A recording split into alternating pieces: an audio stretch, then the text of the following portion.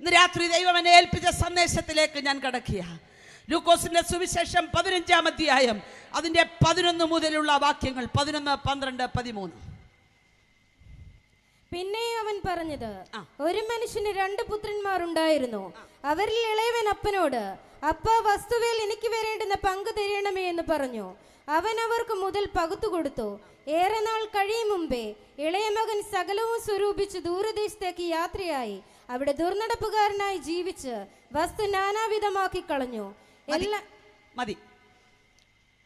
ഞാൻ പറഞ്ഞല്ലോ, സുവിശേഷത്തിന്റെ സത്യങ്ങൾ ഞങ്ങൾ സന്തോഷത്തോടെ ഇവിടെ പങ്കിടുകയാണ്. വർഷങ്ങൾക്ക് മുൻപൊക്കെ ഞങ്ങൾ ഈ സുവിശേഷത്തിൽ വിശ്വസിച്ചത് കൊണ്ടാണ് ഇങ്ങനൊരു യോഗം ഇവിടെ സംഘടിപ്പിച്ചത്. എന്നാൽ ഇന്നും ഈ സുവിശേഷം മനസ്സിലാകാതെ മാറി നിന്നുകൊണ്ട് ഇതെന്താണെന്നറിയാൻ ചിലർ ശ്രദ്ധിക്കുന്നുണ്ട്. ഞാൻ അവരെ ഓർത്ത് ദൈവത്തെ സ്തുതിക്കുന്നു. ഇരുട്ടിൻ്റെ മറവിലും വീടിൻ്റെ അപ്സ്റ്റെയറിലും ഒക്കെ ഇരുന്ന് ഇവരെന്താ പറയുന്നതെന്നറിയാൻ കാത്തിരിക്കുന്ന നിങ്ങളെ കർത്താവ് കാണുന്നുണ്ട് കേട്ടോ. അഗ്നിജ്വാലയ്ക്കൊത്ത കണ്ണുള്ളവന്റെ കണ്ണിൽ നിങ്ങൾ മറവല്ല. ഇന്ന് രാത്രി ഞങ്ങൾ വിശ്വസിക്കുന്നു, ഈ യോഗങ്ങൾ അവസാനിക്കുന്നതിന് മുൻപ് ഈ ദേശത്ത് ചിലരെ ദൈവം തൊടും. മെഡിക്കൽ കോളേജുകളിൽ തള്ളിക്കളഞ്ഞ ചിലതിനെ ദൈവം സൗഖ്യമാക്കും. ഈ രോഗത്തിന് ചികിത്സയില്ലെന്ന് പറഞ്ഞു വിട്ട ചിലതിൻ്റെ മേൽ ദൈവത്തിൻ്റെ കരം ചലിക്കും. കുടുംബ പ്രശ്നങ്ങൾക്കകത്ത് തകർന്നു നിൽക്കുന്ന ചിലതിനെ ദൈവം മടക്കി വരുത്തും. യെസ്, ഞാനിത് ആത്മാവിൽ പറയുക. ആർക്കും രൂപാന്തരം വരുത്താൻ കഴിയാത്ത ചില ചെറുപ്പക്കാർക്ക് ദൈവം മാറ്റം വരുത്താൻ പോകുക. ഞാനിത് ആത്മാവിൽ വിളിച്ചു പറയുമ്പോൾ വിശ്വസിക്കുന്നവർ ദൈവത്തെ ഒരുമിച്ച് കരങ്ങൾ ഉയർത്തി സ്തുതിച്ചാട്ടെ. Praise the Lord. ഇവിടെ നാം വായിച്ച ഒരു മനുഷ്യന് 2 മക്കൾ. മൂത്ത മകൻ അപ്പനോടൊപ്പം നിൽക്കുക. അപ്പൻ എന്ത് പറഞ്ഞാലും അനുസരിക്കും. അപ്പൻ്റെ ഇഷ്ടം വിട്ട് മാറില്ല. അങ്ങനെയുള്ള നല്ല മക്കൾ ഇന്നുമുണ്ട്. എന്നാൽ എല്ലാവർക്കും ആ മകനെ ഇഷ്ടം. എന്നാൽ രണ്ടാമത്തെ ഒരു മകൻ്റെ കാര്യമാണ് ഇവിടെ പ്രധാനമായിട്ട് പറഞ്ഞത്. അവന് എന്ത് വസ്തുവിൽ നിന്ന് ലഭിക്കാനുണ്ടെന്നൊക്കെ അവൻ കാൽക്കുലേറ്റ് ചെയ്ത് വെച്ചേക്കുക. മൂത്ത മകൻ അപ്പനോടൊപ്പം അധ്വാനിക്കുമ്പോൾ രണ്ടാമത്തവന് അധ്വാനിക്കണമെന്നോ അപ്പനെ സഹായിക്കണമെന്നോ അല്ല, അവൻ എന്തു വരേണ്ടു എന്ന് അവൻ കാൽക്കുലേറ്റ് ചെയ്ത് വെച്ചേക്കുക. ഇന്നും ചില മക്കൾ അങ്ങനെയാ. അപ്പന്മാർക്കുള്ള സ്വത്തിനെ എനിക്കെത്ര കിട്ടുമെന്ന് ഡിവൈഡ് ചെയ്ത് വെച്ചോണ്ടാ നോക്കിയിരിക്കുന്നത്. അങ്ങനെ കിട്ടിയത് കൊണ്ട് അവൻ ദൂരദേശത്തേക്ക് യാത്രയായി. ഞാൻ വേദപുസ്തകത്തിലെ ചില യാത്രകളെ കുറിച്ച് ഇന്ന് രാത്രി പറയുന്നു. ദൂരദേശത്തേക്ക് യാത്രയായി. അങ്ങോട്ട് പോകുമ്പോൾ എത്ര പേരായിരുന്നു എന്നറിയാവോ? അപ്പുറത്തെ സഹോദരനും ഇപ്പുറത്തെ കൂട്ടുകാരനും ഒക്കെ കൂടെയുണ്ട്. കാരണം വരേണ്ടുന്ന പങ്ക് കയ്യിലുണ്ടല്ലോ. കയ്യിൽ പണമുള്ളപ്പോൾ, ആരോഗ്യമുള്ളപ്പോൾ ഒരുപാട് കൂട്ടുകാർ നമുക്കുണ്ട്. എന്നാൽ ഇത് ഓരോന്നും നഷ്ടമാകുമ്പോൾ വന്ന വഴിയിലേക്ക് അവർ തിരിച്ചു പോകും. അതായിരുന്നു ഈ സഹോദരനും സംഭവിച്ചത്.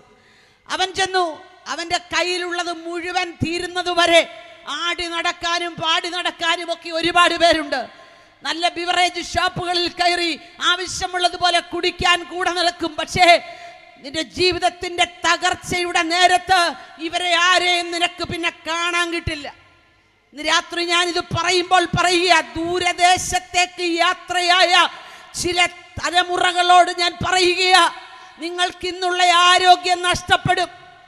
ഇന്നുള്ള സകല നന്മകളും തീരും. സഹായിക്കാമെന്ന് പറഞ്ഞവർ കൈവിടും.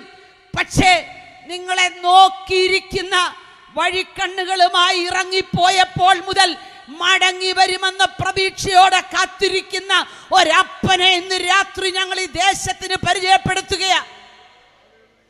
ഹല്ലേലൂയ. ഈ മനുഷ്യൻ പോയപ്പോൾ മുതൽ അപ്പൻ ഇങ്ങനെ വാതിക്ക നോക്കിയിരിക്കുക, തിരിച്ചു വരുന്നത്. അവന് തിരിച്ചു വരാൻ മനസ്സില്ല. പണം തീർന്നു, ചെറുപ്പക്കാരെല്ലാം വിട്ടുപോയി, സൂഹിക്കാവുന്ന എല്ലാ സുഖങ്ങളും തീർന്നു. ഒടുവിൽ അവൻ പന്നിയുടെ മുമ്പിൽ മുട്ടുകുത്തേണ്ടി വന്നു. പന്നിക്ക് കൊടുക്കുന്നത് കൊണ്ട് തൃപ്തിയാകാമെന്ന് വിചാരിച്ചു. പക്ഷേ പന്നിയുടെ ഭക്ഷണവും പന്നിക്ക് പോലും തികയുന്നില്ല. അങ്ങനെ വന്നപ്പോഴാണ് അവൻ്റെ അകത്തൊരു ചേഞ്ച് വന്നത്. ഞാൻ എൻ്റെ ഭാഷയിൽ പറഞ്ഞാൽ അവൻ്റെ അകത്തൊരു മാനസാന്തരം വന്നു. ആ മാനസാന്തരം വന്നപ്പോൾ അവൻ ചിന്തിച്ചു, ഇല്ല, ഞാൻ എൻ്റെ അപ്പൻ്റെ ഭവനത്തിലേക്ക് പോകും. ആ സമയത്ത് യേശു അവൻ്റെ കൈക്ക് പിടിച്ചു. അവനെ മടക്കി അവൻ്റെ അപ്പൻ്റെ അടുക്കലേക്ക് കൊണ്ടുവന്നതുപോലെ സ്വർഗീയ പിതാവിൻ്റെ അടുക്കലേക്ക് മടക്കി കൊണ്ടുവന്നു. ഞാൻ ചോദിക്കട്ടെ, മദ്യത്തിനും മയക്കുമരുന്നിനുമൊക്കെ അടിമകളായ ചെറുപ്പക്കാരെ ഞാൻ ഒരുപാട് പേരെ കണ്ടിട്ടുണ്ട്. ഞാനൊരു ദിവസം ഇങ്ങനെ വഴിയിലൂടെ സന്ധ്യാസമയത്ത് യാത്ര ചെയ്യുമ്പോൾ ഒരു മനുഷ്യൻ്റെ പകുതി ശരീരം ഓടയിലും പകുതി ശരീരം റോഡിലും കിടപ്പുണ്ട്. ഞാൻ അദ്ദേഹത്തെ സൂക്ഷിച്ചു നോക്കിയപ്പോൾ അദ്ദേഹത്തിൻ്റെ കയ്യിലൊരു ഒഴിവായ മദ്യക്കുപ്പി ഇരിപ്പുണ്ട്, അത് തെറിച്ചുപോയി. മറ്റതൊരു ചെറിയ പേപ്പർ കൊണ്ട് പൊതിഞ്ഞ സാധനമാണ്. ശ്രദ്ധിച്ചു നോക്കിയപ്പോൾ 3 പരിപ്പുവടയുണ്ട്. ആ പരിപ്പുവടയ്ക്ക് വേണ്ടി ഒരു നായ്ക്കുട്ടി ഓടി ഇങ്ങനെ വന്ന് നിൽക്കുക തിന്നാൻ റെഡിയായിട്ട്. ഞാൻ ഓർത്തി 3 പേരാ വീട്ടിലുള്ളവർക്ക് വേണ്ടിയാ 3 പരിപ്പുവട മേടിച്ചത്. നോക്കി കാത്തിരിക്കുന്ന ഭാര്യയും 2 മക്കളെ ഉദ്ദേശിച്ച് മേടിച്ച പരിപ്പുവട വീട്ടിലെത്തിയില്ല. കണ്ട നായി കഴിക്കേണ്ട ഗതികേട് വന്നു. താൻ അധ്വാനിച്ചുണ്ടാക്കിയ ബെഡ് വീട്ടിലുണ്ട്, പക്ഷേ അവയെ കിടക്കാൻ തനിക്ക് യോഗമില്ല.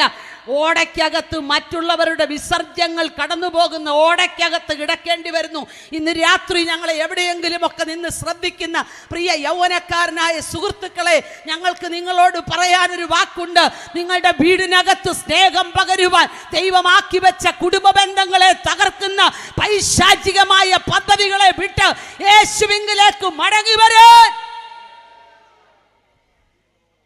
നിങ്ങൾ നശിക്കുന്നത് കാണാൻ ഒരുപാട് പേർക്ക് ഇഷ്ടമാണ്, പക്ഷെ നിങ്ങൾ മടങ്ങി വന്ന് ദൈവസ്നേഹത്തിൽ എത്തുന്നത് കാണാൻ വഴിക്കണ്ണുകളുമായി കാത്തിരിക്കുന്ന ഒരു പിതാവിനെ ഞങ്ങൾ ഈ രാത്രി ദേശത്തൊരിക്കൽ കൂടെ ഉയർത്തുകയാണ്. അവനിലേക്കൊന്ന് മടങ്ങി വന്നാൽ മാത്രമേ ഈ സന്തോഷം പ്രാപിക്കാൻ പറ്റുള്ളൂ. ഇന്ന് രാത്രി ഇതിനകത്തിരിക്കുന്ന ഓരോരുത്തരെയും വിളിച്ചു ചോദിച്ചാൽ പറയും, ഞങ്ങളും ഒരു കാലത്ത് ഇങ്ങനെ ലോകത്തിന്റെ ഇമ്പങ്ങൾക്കും ആഡംബരങ്ങൾക്കും വേണ്ടി ഓടിയവരാ, പക്ഷെ ഞങ്ങൾക്ക് സമാധാനം കിട്ടിയില്ല. ഞങ്ങളുടെ കയ്യിലുള്ള പണം തീർന്നു, ആരോഗ്യം നഷ്ടപ്പെട്ടു. മെഡിക്കൽ കോളേജുകളിലെ വാർഡുകളിൽ ഞങ്ങൾ ദീർഘദിവസങ്ങൾ കിടന്നു. ഞങ്ങളുടെ സുഹൃത്തുക്കളൊക്കെ വരാതെയായി. ആ സമയത്തൊരു ലഘുലേഖയുമായി ഞങ്ങളുടെ അടുക്കൽ വന്ന സുവിശേഷകന്റെ വായിലൂടെ വന്ന ആ വചനത്തിനകത്ത് ഞങ്ങൾക്കൊരു മാറ്റം വന്നു. ഇന്ന് രാത്രി അപ്രകാരമുള്ള ചിലതിനെ ഈ ദേശത്ത് ദൈവം വീണ്ടും കൊണ്ടുവരികയാ.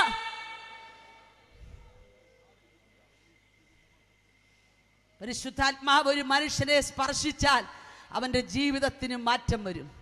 ഞാനൊരു കാര്യം ചോദിക്കട്ടെ, അപ്പൻ്റെ അടുക്കൽ നിന്ന് പോയപ്പോൾ അവൻ ഉടുത്ത വസ്ത്രമാണോ ഇത്രയും നാൾ കഴിഞ്ഞിട്ടും അവൻ ഉടുത്തോണ്ട് വരുന്നേ? അല്ലായിരിക്കുമല്ലോ. അതൊക്കെ പഴകി വേറെ ഉടുത്തു കാണും. ഇപ്പോൾ ആ കൊണ്ടുപോയ വസ്ത്രമൊന്നുമല്ല. പക്ഷേ ആ അപ്പൻ്റെ നോട്ടത്തിൻ്റെ മുൻപിൽ അപ്പന് മനസ്സിലായി, മുഷിഞ്ഞാണ് വരുന്നതെങ്കിലും തൻ്റെ മകനാണ് വരുന്നതെന്ന്. ആ അപ്പൻ അവൻ ഇങ്ങോട്ട് വരട്ടെ നോക്കി നിന്നില്ല, ഓടിച്ചെന്നവനെ കെട്ടിപ്പിടിച്ചു. എത്ര മുഷിഞ്ഞ വസ്ത്രവുമായിട്ടാണ് വരുന്നതെങ്കിലും അവനെ ഓടിച്ചെന്ന് കെട്ടിപ്പിടിക്കാൻ ഒരു പിതാവിനല്ലാതെ മറ്റാർക്കും കഴിയില്ല. രാത്രി ഞാൻ ചോദിക്കട്ടെ, അങ്ങനെ സ്നേഹിക്കുന്ന ഒരപ്പനെ വിട്ട് യാത്ര തുടങ്ങിയിട്ട് നാളെ എത്രയായി? പലരും പറഞ്ഞു നോക്കി, ഉപദേശിച്ചു നോക്കി, ഇനി മദ്യം ഉപയോഗിക്കില്ലെന്ന് ഭാര്യയുടെ തലയിൽ തൊട്ട് സത്യം ചെയ്തു. പക്ഷേ വൈകുന്നേരമാകുമ്പോൾ അതിലേക്ക് വശീകരിക്കുന്ന ശക്തികളുടെ മുൻപിൽ പിന്നെയും ഈ കുടുംബ ബന്ധങ്ങളെ തകർക്കുന്ന പിശാചിന്റെ പദ്ധതികളുമായി നിങ്ങൾ ഇണചേർന്ന് നടക്കുന്നെങ്കിൽ ഇന്ന് രാത്രി പരിശുദ്ധാത്മാവ് പറയുന്നു, ഈ പിശാചിന്റെ പ്രവർത്തികളെ അഴിക്കുവാൻ പ്രത്യക്ഷനായ ഒരു ദൈവപുത്രന്റെ സാന്നിധ്യം നിങ്ങളുടെ വീടുകൾക്കകത്ത് ഇറങ്ങി വരട്ടെ.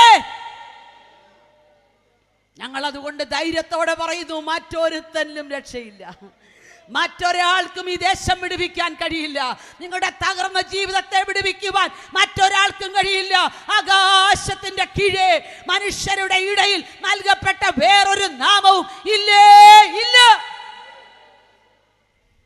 ആ മകൻ മടങ്ങി വരുന്നത് കാത്തിരുന്ന ഒരു പിതാവിനെ പോലെ ഈ രാത്രി ഈ ദേശത്തിടയ്ക്കാട് ദേശത്തുള്ള ആരെങ്കിലും യേശു ക്രിസ്തുവിനെ യഥാർത്ഥമായി സ്നേഹിപ്പാൻ കഴിയാതെ മറ്റുള്ള പലതിനകത്തും നിങ്ങൾ ഇൻവോൾവ് ആയി നിൽക്കുന്നെങ്കിൽ ഈ രാത്രി നിങ്ങളോട് മതം മാറാൻ ഞങ്ങൾ പറയില്ല. നിങ്ങൾ നിൽക്കുന്ന മതം മാറാനുള്ളൊരു പ്രസംഗമല്ലിത്. മനസ്സിന് മാറ്റം വന്നുകൊണ്ട് ഞങ്ങൾ പോന്നതാ. ഞങ്ങളുടെയൊക്കെ പള്ളികളിൽ ഇന്ന് ഞങ്ങളുടെ ശവക്കോട്ടകൾ കിടക്കുക. ഇടയ്ക്കിടയ്ക്ക് അവർ വന്ന് ക്ലീൻ ചെയ്യാനൊക്കെ പൈസ ചോദിച്ചുകൊണ്ടിരിക്കുക. എന്തിനാണെന്നറിയാമോ? തിരിച്ചു ചെല്ലുമെന്ന് ഓർത്ത്. പക്ഷേ തിരിച്ചു ചെല്ലാൻ ഇടയാകരുതേ എന്ന് ഞങ്ങൾ പ്രാർത്ഥിക്കുക.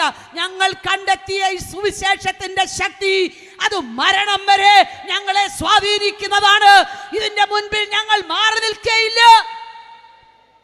പീഡനങ്ങൾ വർദ്ധിക്കുന്നു, വടക്കേ ഇന്ത്യയിൽ രക്തസാക്ഷി മരണങ്ങൾ വർദ്ധിക്കുന്നു, പലരും ഞങ്ങളോട് ചോദിക്കാറുണ്ട്, നിങ്ങൾക്ക് ഭയമുണ്ടോ എന്ന്. ഇല്ല, ഞങ്ങൾക്കൊരു ഭയവുമില്ല. ഞങ്ങളെ രക്ഷിച്ച ഈ സത്യ സുവിശേഷത്തിന് വേണ്ടി മരിക്കാൻ ഞങ്ങൾക്ക് ഭയമില്ല. വേദപുസ്തകത്തിലെ യാത്രകളിൽ എന്നെ സ്വാധീനിച്ച ഏറ്റവും വലിയ യാത്രയാണ് ഈ മുടിയൻ പുത്രൻ എന്ന് വിളിക്കുന്ന അവൻ്റെ മടക്കയാത്ര. മറ്റു പല യാത്രകളുമുണ്ട്. ഒന്ന് സക്കായി എന്ന് പറയുന്ന മനുഷ്യൻ ടാക്സ് കളക്ടറാണ്. ലോകപ്രകാരം പദവിയൊക്കെ ഉണ്ട്. പക്ഷേ അവൻ്റെ ഹൃദയത്തിനകത്തൊരാഗ്രഹം യേശു എങ്ങനെയുള്ളവനാണെന്നറിയണം. യേശുവിനെ കാണാൻ വേണ്ടി വന്നതാ, പക്ഷെ യേശുവിനെ കൊണ്ടാ പോയത്. ഇന്ന് രാത്രി യേശുവിനെ കാണാൻ ആരെങ്കിലും വന്നോ? ഈ സുവിശേഷ യോഗത്തിൽ ആൾക്കാർ വരുന്നുണ്ട്, എങ്ങനെ ഉണ്ടെന്നൊന്ന് കാണാം. ഒരു സ്ത്രീയാ പ്രസംഗിക്കുന്നത്, എന്താ പറയുന്നതെന്ന് കേൾക്കാം. ഇതൊക്കെ നല്ലതാ, പക്ഷേ നിങ്ങൾ യേശുവുമായിട്ടേ മടങ്ങിപ്പോകാവുള്ളൂ. നിങ്ങൾ വന്നതുപോലെ പോകരുത്. സക്കായിയോട് ചോദിക്കണം, സക്കായി, യേശുവിനെ കണ്ടതുകൊണ്ട് നിനക്കെന്താ മാറ്റം വന്നേ? എൻ്റെ ജീവിതം മുഴുവൻ മാറി. ഞാൻ മറ്റുള്ളവരിൽ നിന്ന് പിരിച്ചെടുക്കാൻ മാത്രം ആഗ്രഹിച്ചൊരു മനുഷ്യനാ, പക്ഷെ യേശുവിനെ കണ്ടപ്പോൾ എനിക്ക് ഇങ്ങോട്ട് കിട്ടാനല്ല, കൊടുക്കാനൊരു മനസ്സാണ് എനിക്കുണ്ടായത്. ഞങ്ങളും അങ്ങനെ കൊടുക്കാൻ ആഗ്രഹിക്കുന്നവരാ. ജീവിതത്തിൽ പരാജയങ്ങളൊക്കെ സംഭവിച്ചവരായിരിക്കാം. ഒരു കാലത്ത് ഞങ്ങളും കടഭാരങ്ങളിലൂടെയൊക്കെ പോയവരായിട്ട് നിങ്ങൾ കണ്ടിട്ടുണ്ടായിരിക്കാം. പക്ഷേ കൊടുക്കാൻ ആരംഭിച്ചപ്പോൾ ദൈവം ഞങ്ങളെ അനുഗ്രഹിക്കാൻ ആരംഭിച്ചു. ഇന്ന് രാത്രി ഞങ്ങൾ ഒരുമിച്ച് ധൈര്യത്തോടെ പറയാം, എപ്പോൾ ദൈവരാജ്യത്തിന് വേണ്ടി കൊടുക്കാൻ ഞങ്ങളുടെ കൈ തുറന്നു, അന്നു മുതൽ ഞങ്ങൾ അനുഗ്രഹിക്കപ്പെടുകയാ. അതുകൊണ്ട് കൊടുത്താൽ തീരുകയല്ല, കൊടുത്താൽ വർദ്ധിക്കുകയാ. ഹല്ലേലൂയ. സക്കായി തന്റെ ജീവിതത്തിലെ മാറ്റത്തിന്റെ മുൻപിൽ യേശുവിനെ കാണേണ്ടതുപോലെ കണ്ടപ്പോൾ അവനും കൊടുക്കാൻ തുടങ്ങി. പിന്നെയുമുണ്ട് യാത്രകൾ. ജീവിതം ഒരു യാത്രയാ. ജീവിതം എന്ന യാത്രയിൽ ഒരുപാട് പ്രതിസന്ധികൾ തരണം ചെയ്താ നമ്മൾ പോന്നേ. എന്നാൽ ജീവിതത്തിലെ യാത്രയ്ക്ക് ഒരു അവസാനമുണ്ടെന്ന് വിശ്വസിക്കണം. ഞാൻ ഇന്ന് രാത്രി പറയുന്ന സന്ദേശം സുവിശേഷം കേൾക്കാത്ത, ഇതുവരെ അംഗീകരിക്കാത്ത ചിലർക്ക് വേണ്ടിയാ. നമുക്ക് വേണ്ടിയുള്ള ദൂത് പിന്നീട് വരുന്നുണ്ട്. പക്ഷേ ഈ രാത്രി അങ്ങനെയുള്ള ചിലരെ പരിശുദ്ധാത്മാവ് എനിക്ക് ബോധ്യപ്പെടുത്തുന്നു. അവരെവിടെ നിൽക്കുന്നൊന്നും എനിക്കറിയില്ല. പക്ഷേ പരിശുദ്ധാത്മാവിനോട് പറയുന്നു, ഈ ജീവിത യാത്രയ്ക്ക് ഒരു അവസാനമുണ്ട്, അത് മരണത്തിലേ എത്തുകയുള്ളൂ. പാപം മനുഷ്യനെ മരണത്തിലേക്ക് എത്തിക്കുകയാ. ഞങ്ങൾ ഈ യാത്ര ചെയ്ത് വരുമ്പോൾ ഒരുപാട് ആൾക്കാരും പോലീസുകാരും ഒക്കെ കൂടി നിൽക്കുന്നു. വണ്ടി നിർത്തിയിട്ട് പതിയെ ചോദിച്ചു, എന്താ സംഭവം? ഒരു രാഷ്ട്രീയ പ്രവർത്തകരുടെ ഓഫീസിനകത്ത് ഒരാൾ ആത്മഹത്യ ചെയ്തിരിക്കുക. പ്രിയ സുഹൃത്തെ, ഇന്നലെ ഈ സമയത്ത് അദ്ദേഹം ഈ ലോകത്തിലുണ്ട്.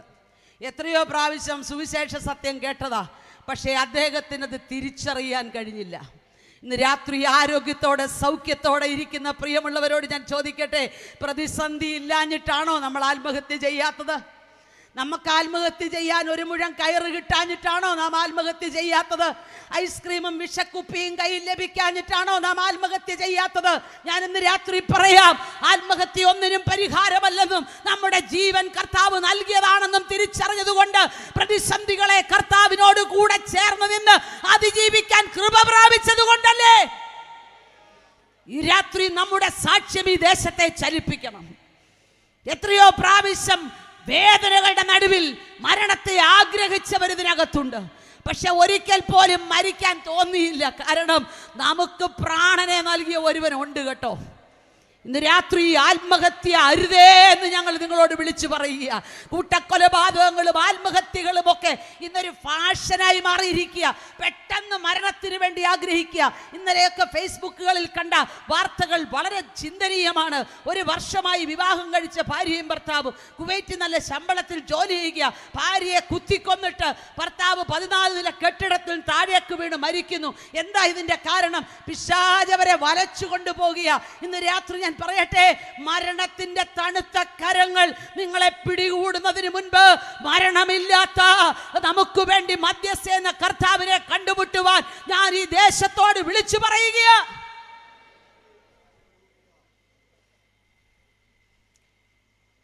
ഞങ്ങളൊക്കെ താമസിക്കുന്ന സ്ഥലത്ത് ഒരുപാട് കത്തോലിക്ക സഹോദരങ്ങളൊക്കെ താമസിക്കുന്നുണ്ട്. മിക്കവാറും എല്ലാ ദിവസങ്ങളും എഴുന്നേൽക്കുമ്പോൾ കേൾക്കുന്ന പാട്ട്, മരണം വരുമൊരു നാൾ ഓർക്കുക മർത്യ നീ, കൂടെ പോരും നിൻ ജീവിത ചെയ്തികളും, സൽകൃത്യങ്ങൾ ചെയ്യുക നീ അലസത കൂടാതെ. ഇത് കേട്ടാ എഴുന്നേറ്റ് വരും. എന്താ പറഞ്ഞേ? മരണം വരും ഒരു നാൾ. ഓർക്കുക, സൽകൃത്യങ്ങൾ ചെയ്താൽ മതി രക്ഷപ്പെടുമെന്ന ഒരു തിരുത്ത് സൽകൃത്യങ്ങൾ കൊണ്ട് രക്ഷപ്പെടില്ല. അകത്തിരിക്കുന്നവർക്കൊരാമേൻ പറയാലോ. സൽകൃത്യങ്ങൾ കൊണ്ട് രക്ഷപ്പെടുമായിരുന്നെങ്കിൽ രക്ഷപ്പെടേണ്ട പലരുമുണ്ടായിരുന്നു. യേശു ജീവിതത്തിൽ വരാതെ ചെയ്യുന്ന ഒരു സൽപ്രവർത്തികൾ കൊണ്ടും നമുക്കാർക്കും രക്ഷപ്പെടാൻ കഴിയില്ല. സകല മാനവജാതിയുടെയും പാപത്തിന്റെ പരിഹാരത്തിനു വേണ്ടി ക്രൂശിൽ തകർക്കപ്പെട്ട ക്രിസ്തു ജീവിതത്തിൽ എത്താതെ ചെയ്യുന്ന സൽപ്രവർത്തികൾ മുഴുവൻ വെള്ളത്തിൽ വരച്ച വര പോലെയാണ്. അതുകൊണ്ട് സൽപ്രവർത്തികൾ കൊണ്ടാരും രക്ഷപ്പെടത്തില്ല. യാക്കോബായ സഭയിൽ ഞങ്ങൾ നിന്നപ്പോൾ അവിടെ പാടുന്നൊരു മനോഹരമായ പാട്ടുണ്ട്. മരണത്തിൻ ദൂതൻ അരികെ വന്നപ്പോൾ ചുറ്റും നോക്കി തുണ ചെയ്യുവാൻ വന്നില്ലാരും. ഇത് ഈ ശവം എടുക്കുന്ന സമയത്ത് തിരക്കോടെ അച്ഛൻ പാടുക, നമ്മളും കേൾക്കണില്ല, ശവോട്ട് കേൾക്കുന്നുമില്ലല്ലോ, ആരും ശ്രദ്ധിക്കുന്നില്ല. പക്ഷേ അർത്ഥമൊന്ന് നോക്കിക്കേ. മരണത്തിന്റെ ദൂതൻ നിന്റെ അടുക്ക വന്നപ്പോൾ ചുറ്റുപാടും നോക്കി ആരെങ്കിലും സഹായിക്കാനുണ്ടോന്ന് ആർക്കും സഹായിക്കാൻ പറ്റിയില്ല. അങ്ങനെയാണെങ്കിൽ മരണത്തിന്റെ സമയത്ത് സഹായിക്കുന്നതിനേക്കാൾ ആരോഗ്യമുള്ളപ്പോൾ സഹായിക്കാൻ കഴിവുള്ള ഒരു ദൈവപുത്രനെയാ ഞങ്ങൾ ഇവിടെ ഉയർത്തുന്നത്. അവനെ മരിച്ചവരുടെ ഇടയിലല്ല അന്വേഷിക്കേണ്ടത്, അവൻ ജീവനുള്ളവനാണ്. രാത്രി ഞങ്ങൾ നിങ്ങളോട് പറയുന്നു, മരണത്തിന്റെ മുന്നമേ മരണമില്ലാത്തവനെ ഒന്ന് കണ്ടുപിടിക്കാമോ? നിങ്ങളുടെ അമ്മയുടെ ഉദരത്തിൽ ഉരുവാകുന്നതിന് മുൻപേ ആ കണ്ണുകൾ നിങ്ങളെ കണ്ടത്. അങ്ങനെയാണെങ്കിൽ ആ കർത്താവിനെ ഒന്ന് തിരിച്ചറിയാൻ ഒരു സമയം ഒന്ന് മാറ്റിവെക്കാമോ? വെള്ളത്തിൽ യാത്രയിൽ വെച്ചാണോ? ആരാധനയ്ക്കായി പള്ളിയിൽ പോകുന്ന നേരത്താണോ?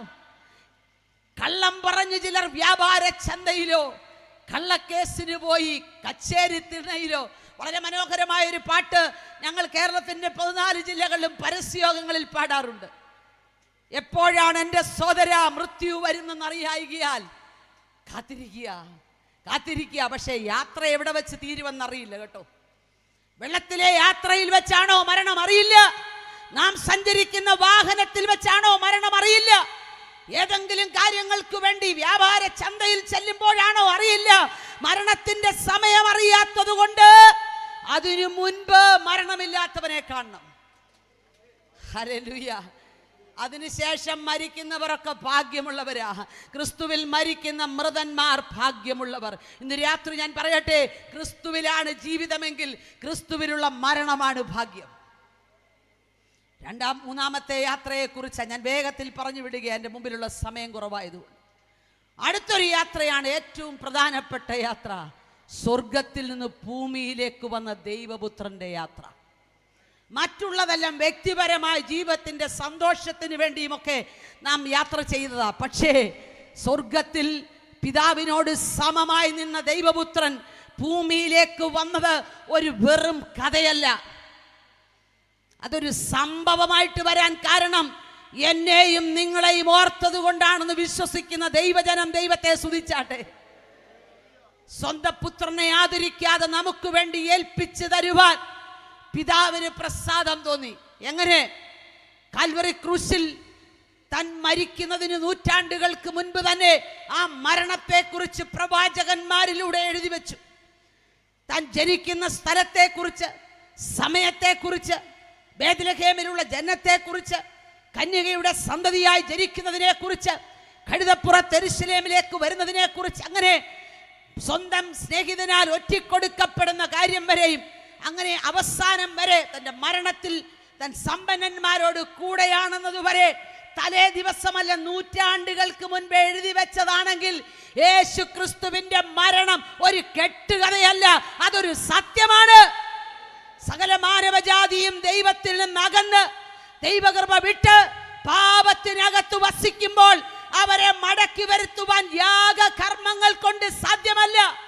ഏറ്റവും വില കൂടിയ യാഗങ്ങൾ കഴിച്ചിട്ടും മനുഷ്യനെ അവന്റെ പാപത്തിൽ നിന്ന് മടക്കി വരുത്താൻ കഴിയുന്നില്ല എന്ന് കണ്ടപ്പോൾ ആരെ ഞാൻ അയക്കേണ്ടു, ആരെനിക്ക് വേണ്ടി പോകുമെന്നുള്ള ശബ്ദത്തിന്റെ മുൻപിൽ ഞാൻ പോകാം, മടിയനെ അയക്കണമേ എന്ന് പറഞ്ഞ് എനിക്കും നിങ്ങൾക്കും വേണ്ടി കാൽവറിയിൽ വെളിപ്പെട്ട ആ ദൈവസ്നേഹം, ഇന്ന് രാത്രി ആ സ്നേഹത്തിന്റെ ആഴം തിരിച്ചറിഞ്ഞവർ ദൈവത്തെ സ്തുതിക്കാതിരിക്കരുത്. പരിശുദ്ധാത്മാവ് ഇന്ന് രാത്രി നമ്മളോട് സംസാരിക്കുക. ആ യാത്രയാണ് നമുക്ക് പ്രയോജനമായത്. നാം ഒരു കാലത്ത് ദൈവത്തിന്റെ ഇഷ്ടമില്ലാത്ത വഴികളിൽ ദൈവത്തെ അറിയാത്തവരായി ജീവിച്ചപ്പോൾ അതിൽ നമ്മളെ വിടുവിക്കാൻ വേണ്ടി കർത്താവ് ഈ ഭൂമിയിലേക്ക് വന്നത് സത്യമാണെന്ന് വിശ്വസിച്ചുകൊണ്ട് ഈ പുസ്തകം കരങ്ങളിലെടുത്ത ദൈവഭക്തന്മാരെ, നാം ഇനി അധികകാലം ഈ വേദന അനുഭവിച്ച് ഈ ഭൂമിയിൽ കാത്തിരിക്കേണ്ടി വരില്ല. മരണം കാണാതെ എടുക്കപ്പെടുന്ന ഒരു കൂട്ടരുണ്ട്, നമ്മളായിരിക്കുമെന്ന് എൻ്റെ വിശ്വാസം. ആ വിശ്വാസമുള്ളവരൊക്കെ ഒന്ന് കർത്താവിനെ സ്തുതിച്ചാട്ടെ. ഈ സുവിശേഷ യോഗത്തിൽ നാം നമ്മുടെ പങ്കെടുക്കുകയാണ്. നാം നമ്മുടെ പങ്ക് വിളിച്ചു പറയുക. ഈ സുവിശേഷം സത്യമാണെന്ന് നിങ്ങളുടെ പ്രതിനിധിയായി ഞാനിവിടെ വിളിച്ചു പറയുമ്പോൾ നിങ്ങൾ ദേശത്തിന്റെ നടുവിൽ നിന്നുകൊണ്ട് പറയുക, അതെ ഞങ്ങളും അതിന് സാക്ഷികള്. സ്വർഗത്തിൽ നിന്ന് വന്ന ദൈവപുത്രൻ ഭൂമിയിൽ കുറെ സ്കൂളും കോളേജും പണിയാനോ ആശുപത്രി പണിയാനോ വന്നതല്ല. നമ്മളെ പോലെയുള്ള സമശിഷ്ടങ്ങൾ ഇപ്പോഴും പാപത്തിനകത്ത് കിടക്കുമ്പോൾ നമ്മുടെ ദൗത്യം മറക്കരുതെന്നും കൂടെ ഞാൻ ഇതോടൊപ്പം ഓർപ്പിക്കുക. സുവിശേഷത്തിന്റെ സത്യങ്ങൾ വിളിച്ചു പറയാനുള്ള അവസാന നാഴികകളാണിത്. സുവിശേഷത്തിന്റെ വാതിൽ അടയ്ക്കപ്പെടാൻ പല സ്ഥലങ്ങളിലും തീർന്നു കഴിഞ്ഞു. എന്നാൽ ഇന്ന് രാത്രി ഞാൻ ചോദിക്കട്ടെ, ഇതിനകത്തിരുന്ന് പാടിയും പ്രാർത്ഥിച്ചും ദൈവത്തെ ആരാധിക്കുന്ന ദൈവജനത്തിന്റെ ഉള്ളിൽ നമ്മളെ പോലെ ഈ സത്യം അറിയാത്ത അനേക ബന്ധുക്കളും ചർച്ചക്കാരും ഉള്ളപ്പോൾ നാം എങ്ങനെ സുഖമായി കിടന്നുറങ്ങും? രാത്രി ഞാൻ ചോദിക്കട്ടെ, നമുക്കുള്ള ഭാഗം നാം ക്ലിയർ ചെയ്യുന്നുണ്ടോ? നമുക്ക് നമ്മുടെ ദേശത്തോടെ ഉള്ള ഉത്തരവാദിത്വം നാം ചെയ്യാറുണ്ടോ? നമ്മളോട് പറഞ്ഞ സുവിശേഷം നാം ഒളിച്ചു വെക്കാതെ വിളിച്ചു പറയാറുണ്ടോ? അതോ മറ്റുള്ളവരുടെ മുൻപിൽ നാം അവരോടൊപ്പം ലോകത്തിന്റെ ഇമ്പങ്ങളിൽ സഞ്ചരിക്കുന്നവരാണോ? ഈ രാത്രി മടങ്ങി വരുവാൻ ഞാൻ ദൈവജനത്തോട് അപേക്ഷിക്കുക. സ്വർഗത്തിന്റെ സകല നന്മകളും അനുഗ്രഹങ്ങളും പ്രാപിച്ച് പിതാവിനോട് സമനായിരുന്ന ദൈവപുത്രന് ഈ ലോകത്തിലേക്ക് വന്ന് തകർക്കപ്പെടേണ്ട ആവശ്യമുണ്ടോ? പിതാവ് തന്റെ മുഖം മറച്ചു കളഞ്ഞു. അവനെ തകർത്ത് കളവാൻ ദൈവത്തിന് ഇഷ്ടം തോന്നി. എന്തുകൊണ്ട്? എന്നെയും നിങ്ങളെയും ഓർത്ത്. ആ ക്രൂശിൽ കിടന്നുകൊണ്ട് അവൻ സന്തതിയെ കണ്ടു. 2023 മെയ് 5 രാത്രി ഇടയ്ക്കാട് കൺവെൻഷനകത്ത് പങ്കെടുക്കുന്ന നമ്മെ നൂറ്റാണ്ടുകൾക്ക് മുൻപ് കാൽവറി ക്രൂശിൽ കിടന്നുകൊണ്ട് കാണുവാൻ നമ്മുടെ കർത്താവിന് കഴിഞ്ഞു. അതുകൊണ്ടാണ് നാം ഈ പന്തലിനകത്ത് വന്നതെങ്കിൽ സന്തോഷത്തോടെ ദൈവത്തിന് സ്തോത്രം ചെയ്യാമോ? നമുക്ക് ലഭിച്ച ഭാഗ്യ പദവിയോർത്ത് സ്തോത്രം ചെയ്യാമോ? ഇന്ന് രാത്രി ഞാൻ പ്രവാചക ശബ്ദത്തിൽ ഒരു കാര്യം പറയാം. പ്രവാചകനായ യെഹെസ്കേലിനോട് ദൈവം ചോദിച്ചു, ഈ അസ്ഥികൾ ജീവിക്കുമോ? അവിടെ ചിതറിക്കിടക്കുന്ന അസ്ഥികളുടെ കൂമ്പാരങ്ങളെ കണ്ടുകൊണ്ട് ചോദിക്കുക, ഈ അസ്ഥികൾ ജീവിക്കുമോ? പ്രവാചകൻ പറഞ്ഞു, എനിക്കറിയില്ല, നിനക്കറിയാം. ഹല്ലേലൂയ. അടുത്ത വാക്ക് പറഞ്ഞത്, ഈ അസ്ഥികൾ ജീവിക്കുമെന്ന് വിശ്വസിക്കാൻ പറ്റുമോ? ഒരിക്കലും വിശ്വസിക്കാൻ പറ്റിയല്ല. സുവിശേഷം കേട്ടിട്ട് അംഗീകരിക്കാർക്ക് മാത്രമല്ല, സുവിശേഷം പറയുന്നവരെ ഉപദ്രവിക്കാനും കൂടെ നിൽക്കുന്ന അസ്ഥികൾ ജീവിക്കുമെന്ന് വിശ്വാസമുണ്ടോ? പക്ഷെ ഇന്ന് രാത്രി ഞാൻ ഈടക്കാട് കൺവെൻഷനെ വിളിച്ചു പറയുന്നു, ഈ ദേശത്ത് ചിതറിക്കിടക്കുന്ന ചില അസ്ഥികൾ ജീവിക്കാൻ പോകുകയാ. വിശ്വാസമുള്ളവർ ദൈവത്തെ സ്തുതിച്ചോ. ചില അസ്ഥികൾ മടങ്ങി വന്ന് കൂടിച്ചേരാൻ പോകുകയാ.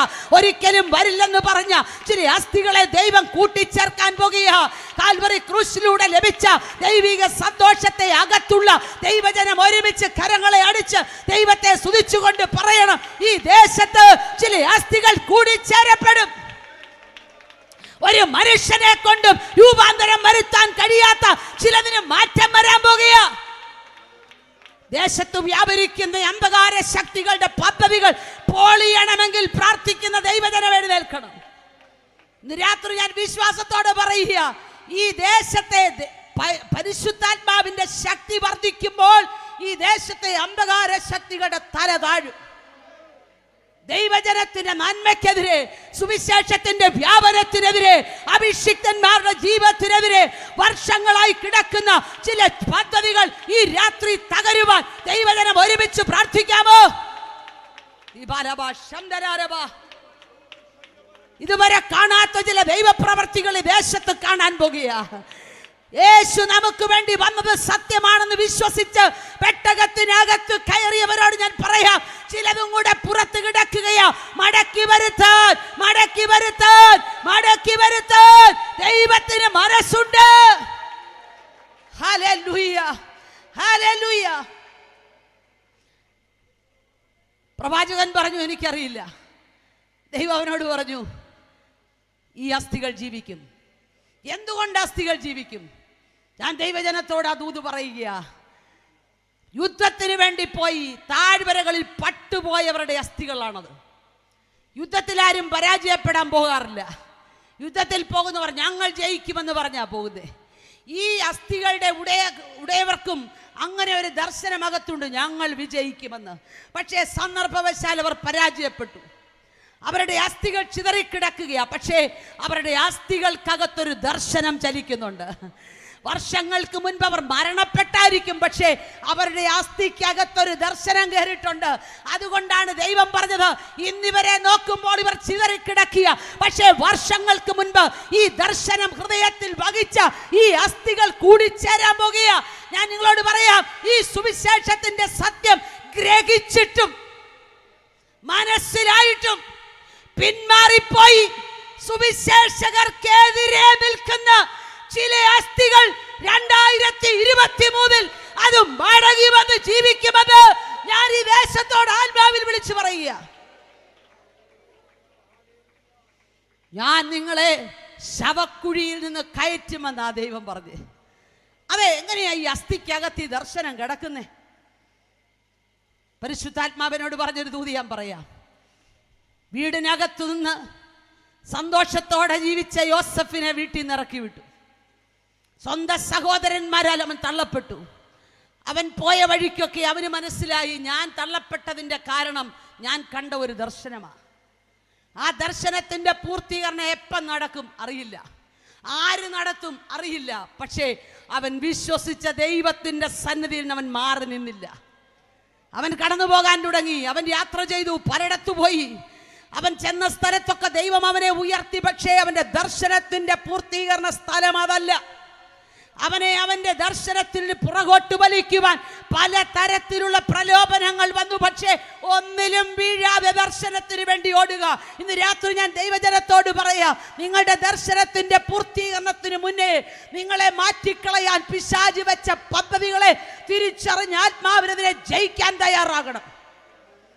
ഇന്നും പലരെയും വശീകരിച്ച് പാപത്തിന്റെ കെണിയിൽ അകപ്പെടുത്തുന്ന പൈശാചിക ശക്തികളെ കണ്ട് അതിനോട് ഇണങ്ങി നിൽക്കുകയല്ല, അതിനോട് എതിർത്ത് നിൽക്കാൻ തയ്യാറായാൽ അതിവേഗത്തിൽ നിങ്ങൾ കണ്ട ദർശനങ്ങൾ നിങ്ങളുടെ കണ്ണിന്റെ മുമ്പിൽ വെളിപ്പെടും. യോസഫിന്റെ ദർശനം തന്റെ അകത്ത് ചലിച്ചു. ഒടുവിൽ അവനെ മിസ്രൈമിലെ കസേരയിൽ എത്തിച്ചു. അതാ നമുക്കറിയാം ചരിത്രം. പക്ഷേ യോസഫിനറിയാം, തൻ്റെ അകത്ത് ചലിച്ച ദർശനം തൻ്റെ അസ്ഥികളിൽ ഇന്നും ഉണ്ട്. അതുകൊണ്ടാണ് താൻ തൻ്റെ സഹോദരങ്ങളോട് പറഞ്ഞത്, നിങ്ങളെ ഇവിടെ നിന്ന് ദൈവം സന്ദർശിച്ചു കൊണ്ടുപോകും. ആ സമയത്ത് നിങ്ങൾ എൻ്റെ അസ്ഥികളും കൂടെ എടുക്കണം. എന്തിനാണെന്നറിയാമോ? കനാനിലെത്തുമോ എന്ന സംശയം നിങ്ങളുടെ അകത്ത് വരുമ്പോൾ നിങ്ങൾ എൻ്റെ അസ്ഥിയിലേക്ക് നോക്കിയാൽ മതി. ദീർഘവർഷങ്ങൾ വീട്ടിൽ നിന്ന് തള്ളപ്പെട്ടിട്ടും പ്രാർത്ഥിച്ച എനിക്ക് വേണ്ടി ദർശനം പൂർത്തീകരിച്ചൊരു ദൈവമുണ്ടെങ്കിൽ നിങ്ങളുടെ യാത്രയുടെ ഒടുവിൽ നിങ്ങൾക്ക് വാഗ്ദത്തം ചെയ്ത കനാനിൽ നിങ്ങൾ എത്തുമെന്നുള്ളതിന് മറ്റൊരു തെളിവും വേണ്ട. എൻ്റെ അസ്ഥികളിലേക്ക് നോക്കിയാൽ മതി. ഇന്ന് രാത്രി വചനം കേൾക്കുന്ന ദൈവദാസി ദാസന്മാരെ, നിങ്ങളുടെ അകത്തു ദൈവം എന്ന ദർശനത്തെ തകർക്കാൻ ലോകത്തിലെ ഒരു ശക്തിക്കും കഴിയില്ലെന്ന് ഞാൻ ആത്മാവിൽ വിളിച്ചു പറയുക. നിങ്ങൾ കണ്ട ദർശനം അതിന്റെ പൂർത്തീകരണത്തിലെത്താൻ പോകുക. വിശ്വസിക്കുന്നവർ ദൈവത്തെ സ്തുതിച്ചാട്ടെ. ഹല്ലേലൂയ. ആ ദർശനം അകത്ത് വഹിച്ചാൽ ഞാൻ മറ്റൊരു കാര്യവും കൂടെ പറയാം.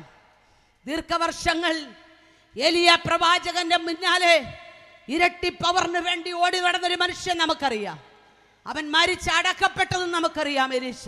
പക്ഷേ പട്ടാളക്കാരുടെ കൂട്ടം യുദ്ധത്തിന് വേണ്ടി പോകുമ്പോൾ ഒരുവൻ അവിടെ കടന്നു മരിച്ചു. അവനെ എടുത്ത് എറിഞ്ഞിട്ട് കൂടെയുള്ളവർ മുമ്പോട്ട് യാത്ര ചെയ്യുക. പക്ഷെ അല്പം കഴിഞ്ഞപ്പോൾ പുറകിൽ നിന്നൊരു വിളി.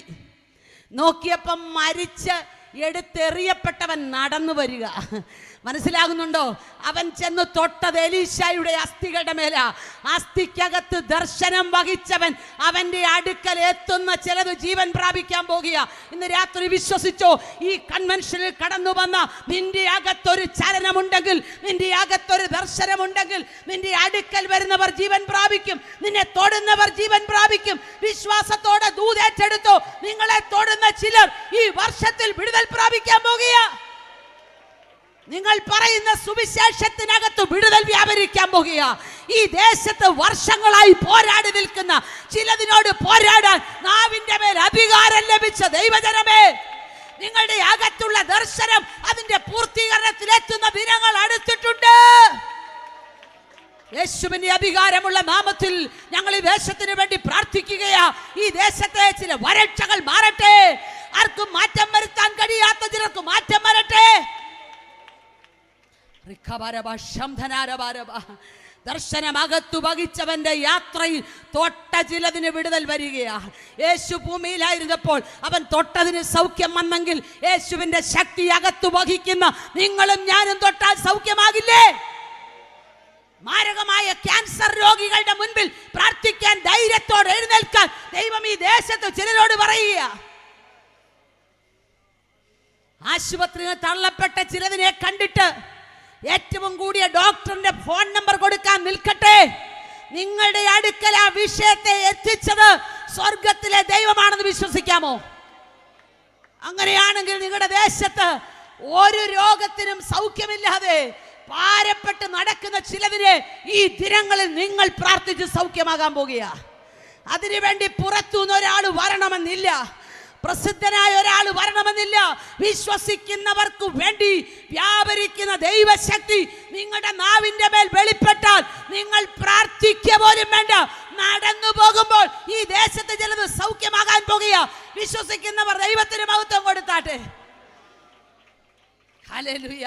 എത്രയോ പേർക്ക് ദൈവം സൗഖ്യം തന്നു. ഞങ്ങളുടെയൊക്കെ അനുഭവത്തിൽ പറഞ്ഞാൽ ക്യാൻസറാണ്, ഇനി ഒരു കുഞ്ഞുങ്ങളും ഉണ്ടാകില്ലെന്ന് പറഞ്ഞ ഞങ്ങളുടെ പ്രിയ സഹോദരിമാർ എത്ര പേർക്ക് അനുഗ്രഹിക്കപ്പെട്ട തലമുറകളെ ദൈവം നൽകി. മെഡിക്കൽ കോളേജിലെ ഡോക്ടേഴ്സ് തള്ളിയതാ. ഇനി ഈ ഗർഭപാത്രത്തിനകത്തൊരു കുഞ്ഞുണ്ടാകില്ലെന്നൊക്കെ ഞങ്ങളുടെ വീടിനകത്ത് കേട്ട ശബ്ദമാ. പക്ഷെ അതിനെയൊക്കെ തിരുത്തി എഴുതാൻ സ്വർഗത്തിലെ ദൈവത്തിന് കഴിയും. ഇന്ന് രാത്രിയിലും അതിവിടെ സംഭവിക്കും. ഞാൻ വിശ്വസിക്കുന്നു. ഈ സുവിശേഷ യോഗത്തിനു വേണ്ടി വില മുടക്കി നിങ്ങൾ ഇവിടെ വന്നെങ്കിൽ, ഈ വീട് തുറന്നു കൊടുക്കാൻ തയ്യാറായെങ്കിൽ, ദൈവത്തിന്റെ പദ്ധതി ദേശത്ത് വെളിപ്പെടാതെ ഇരിക്കില്ല. ഈ കൺവെൻഷൻ മുഖാന്തരം ഈ ദേശം ഒരു വലിയ ചലനത്തിലേക്ക് നീങ്ങുകയാ. ഓ, ഞാൻ എൻ്റെ സഭയെ പണിയും, പാതാള ഗോപുരങ്ങൾ അതിനെ ജയിക്കില്ല. അങ്ങനെയെങ്കിൽ ജയിക്കാൻ വേണ്ടി കാത്തിരിക്കുന്ന ചിലതിനെ പരാജയപ്പെടുത്തുവാൻ ദൈവം നിങ്ങളെ തെരഞ്ഞെടുത്തതാ കേട്ടോ. ഹല്ലേലൂയ. സ്വർഗത്തിൽ നിന്ന് ഭൂമിയിലേക്ക് വന്ന ദൈവപുത്രന്റെ യാത്രയെക്കുറിച്ചാണ് ഞാൻ പറഞ്ഞത്. ആ ക്രൂശിലെ യാത്രയിൽ തന്നെ അനുഗമിച്ച ചിലതിനെ കൂടെ ഞാനൊന്ന് പറഞ്ഞു നിർത്താൻ ആഗ്രഹിക്കുന്നു. ഒന്നാമതായി യാത്രയിൽ അനുഗമിച്ചൊരു മനുഷ്യൻ കുറേനക്കാരനായ ശിമോന. ആ മനുഷ്യൻ ഒന്നും അറിയാതെയാ വന്നത്. താൻ വയലിലെ പണി കഴിഞ്ഞ് വരികയാ. അവിടെ നിൽക്കുന്നവരാരും ക്രൂശ് തൊടില്ല, ഇത് ശാപമായതുകൊണ്ട്. പക്ഷേ അദ്ദേഹത്തിന് എതിർക്കാൻ കഴിയുന്നതിന് മുന്നമേ ആ ക്രൂശിന്റെ ഭാരം ചുമക്കുവാൻ അദ്ദേഹത്തെ പിടിച്ചേൽപ്പിച്ചു. നിങ്ങളൊന്ന് ആലോചിച്ച് നോക്കിയേ. പണി കഴിഞ്ഞ് ക്ഷീണിച്ചു വരുമ്പോൾ നിർബന്ധം കൊണ്ട് ക്രൂശ് ചുമക്കേണ്ടി വന്ന ആ മനുഷ്യന്റെ അവസ്ഥ.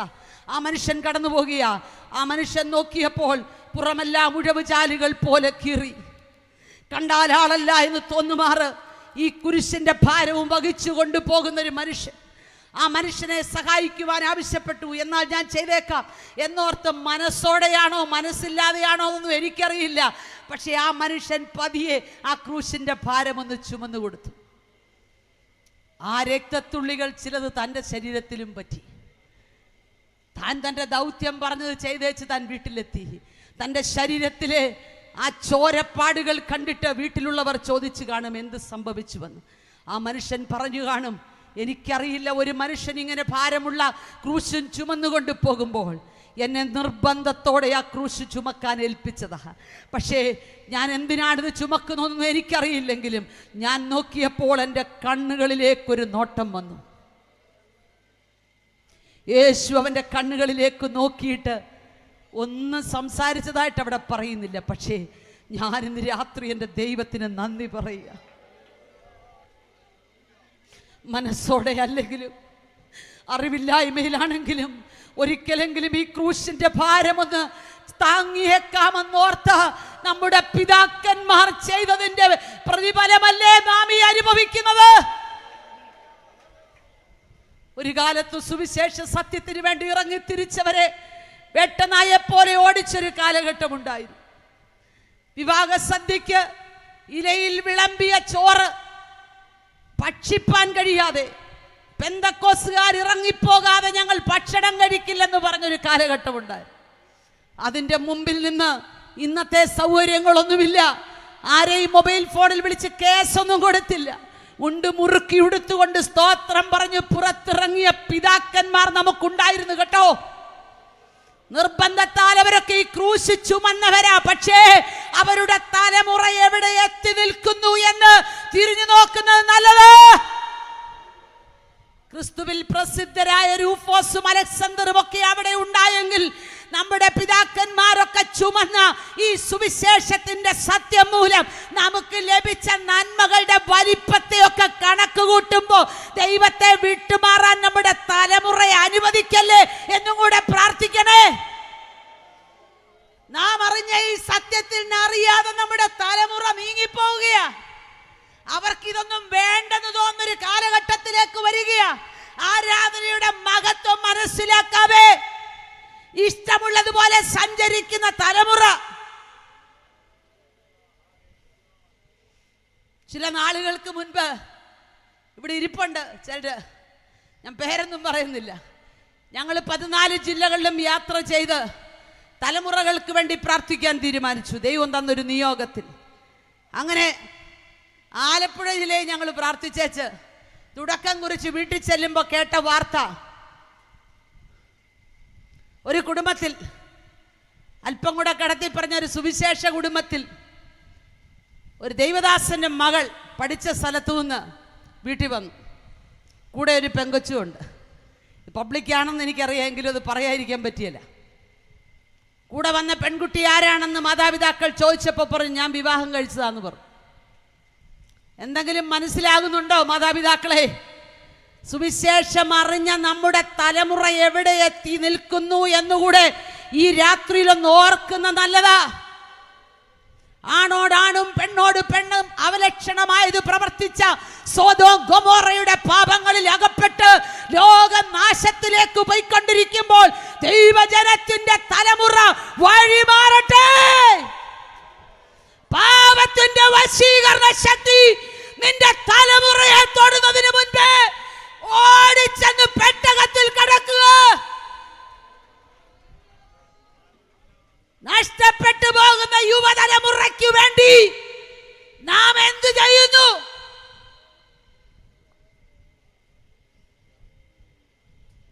പ്രസ്ഥാനങ്ങൾ കെട്ടിപ്പൊക്കാനും നേതൃത്വങ്ങളെ വളർത്താനും രാഷ്ട്രീയ കൂട്ടുകെട്ട് സഭയ്ക്കകത്ത് കൊണ്ടുവരാനും ഇലക്ഷൻ നടത്തി കോടികൾ കൊടുക്കാനും തയ്യാറാകുന്നവർ ഓർക്കുക, തലമുറ വഴിമാറുകയാ.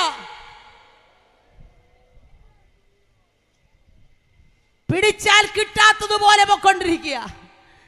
പലരുടെയും ജീവിതത്തിൽ ഇതുപോലുള്ള അനുഭവങ്ങൾ കാണുകയാ. ഇതൊക്കെ ലോകക്കാരുടെ ഇടയിൽ ഉണ്ടെന്ന് പറഞ്ഞാൽ നമ്മൾ സന്തോഷിച്ചേ. പക്ഷേ ഇന്നത് അകത്ത് കയറിയെന്ന് മനസ്സിലാകുന്നവരുണ്ടോ എന്ന് എനിക്കറിയില്ല. ഞങ്ങൾ യാത്ര ചെയ്ത് പല സ്ഥലത്തും ചെല്ലുമ്പോൾ പിടിവിട്ടു പോകുന്ന സന്ദർഭങ്ങളെ കേൾക്കുകയാ. പഠനത്തിനു വേണ്ടി പല സ്ഥലങ്ങളിലേക്ക് അയച്ച് ധൈര്യത്തോടെ വീട്ടിയിരിക്കുന്ന മാതാപിതാക്കളോട് ഞാൻ പറയാം, ദൈവസന്നിധിയിൽ കവിണ് വീണ് തലമുറയ്ക്ക് വേണ്ടി പ്രാർത്ഥിച്ചോ. ദൈവഭയം നഷ്ടപ്പെട്ട തലമുറകൾ വർദ്ധിക്കുന്ന കാലഘട്ടത്തിൽ ഗവൺമെന്റ് പോലും അത് വേണ്ട, ആണ് പെണ്ണിനെയും പെണ്ണ് ആണിനെയും വിവാഹം കഴിച്ചാൽ മതിയെന്ന് നിയമം ഇറക്കി സുപ്രീം കോടതി. പക്ഷേ പലർക്കും ഇന്നത് അറിയില്ല. ലോകത്തിൽ കാണുന്ന മ്ലേച്ഛതകൾ വിശ്വാസ കുടുംബങ്ങളിലേക്ക് വരാതിരിക്കാൻ സൂക്ഷിച്ചുകൊള്ളുക.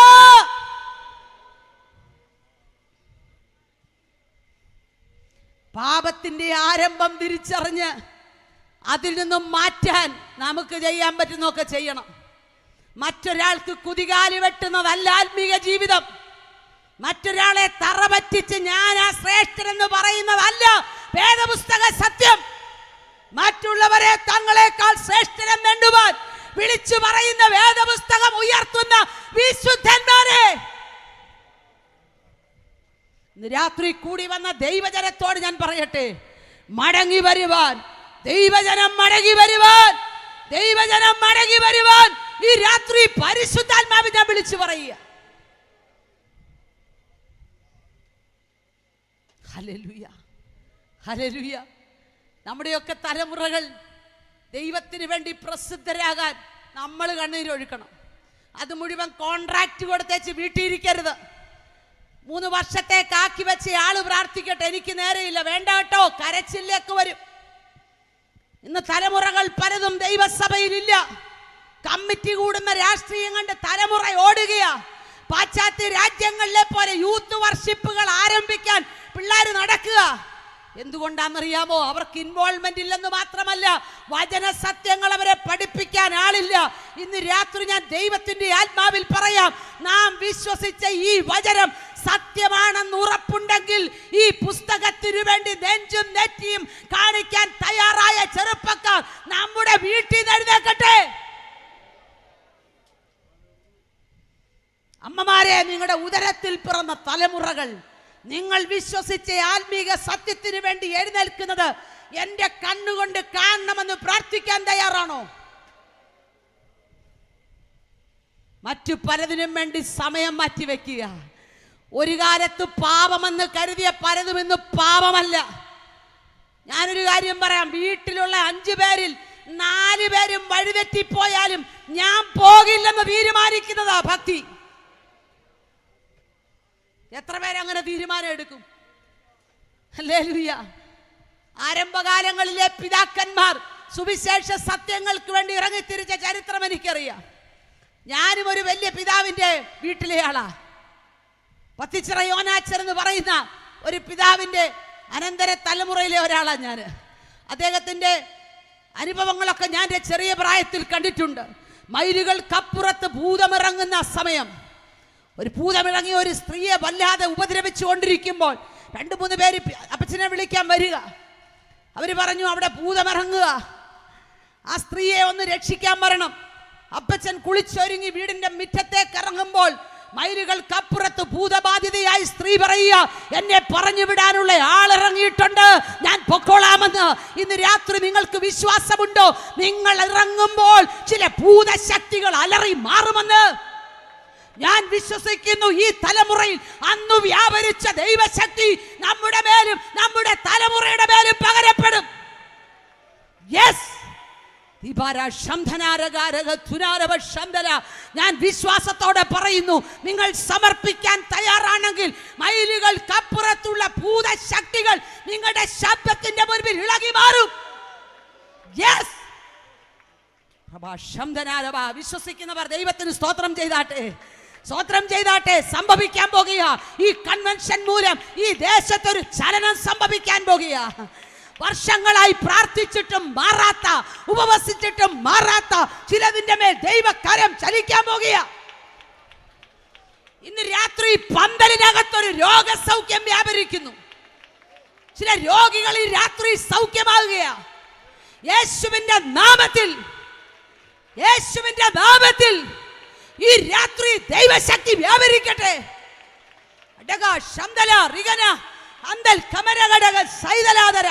യേശുവിന്റെ നാമത്തിൽ ഈ രാത്രി ഞാൻ പരിശുദ്ധാത്മ നിയോഗത്തിൽ വിളിച്ചു പറയുക.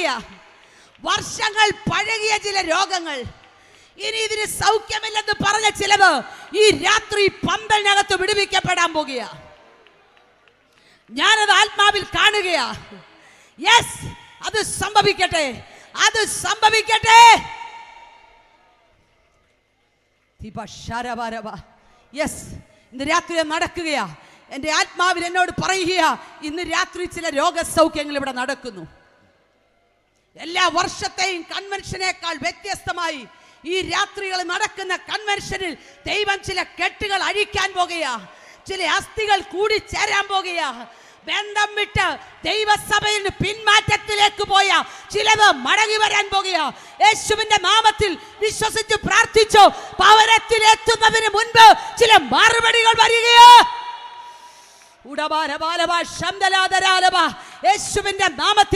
യേശുവിന്റെ നാമത്തിൽ മൈലുകൾക്കപ്പുറത്ത് ചില രോഗസൗഖ്യങ്ങൾ നടക്കുകയാ. ദീർഘവർഷങ്ങളായി വാഗ്ദത്തം ലഭിച്ചിട്ടും തലമുറയില്ലാതെ ഭാരപ്പെടുന്ന ചില കുടുംബങ്ങൾക്കകത്ത് ചില മറുപടികൾ കാണാൻ പോകുക. ചില അത്ഭുതങ്ങൾ നടക്കാൻ പോകുക. യേശുവിന്റെ നാമത്തിൽ സംഭവിക്കട്ടെ. Hallelujah, hallelujah. പ്രാർത്ഥനയോടെ കാത്തിരുന്നോ, ദൈവത്തിന്റെ പ്രവൃത്തി വെളിപ്പെടും. ഇന്ന് ചില മറുപടികൾ നിങ്ങളുടെ ഫോൺ കോളിലൂടെ കേൾക്കും. Yes, hallelujah. റബന ഹദന ദിഗന. കരങ്ങളെ അടിച്ച് ദൈവത്തിന് സ്തോത്രം ചെയ്താട്ടെ, ദൈവത്തിന് സ്തോത്രം ചെയ്താട്ടെ. ചില വിടുതലുകൾ ഈ രാത്രി നടക്കുമെന്ന് പരിശുദ്ധാത്മാവിനോട് പറയുക. Yes yes. ഉടബ രഗന ഹദന ദിഗന. യേശുവിന്റെ നാമത്തിൽ ഇതുവരെ നടക്കാത്ത ചിലത് ദൈവസഭയിലേക്ക് വരികയാ. ഓ, യേശുവിന്റെ നാമത്തിൽ കൂട്ടമായി ചില പ്രാർത്ഥനാ ഗ്രൂപ്പുകൾ ഈ ദേശത്തുള്ള ദൈവസഭയിലേക്ക് വരാൻ പോകുക. യെസ്,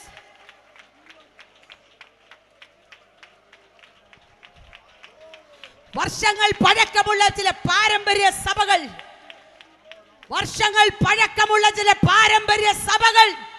സമുദായ സഭകൾ ആ കെട്ടുപാടുകളെ വിട്ട് ദൈവസഭയിലേക്ക് വരാൻ പോകുക. യെസ്, അത് സംഭവിക്കാൻ പോകുന്നു.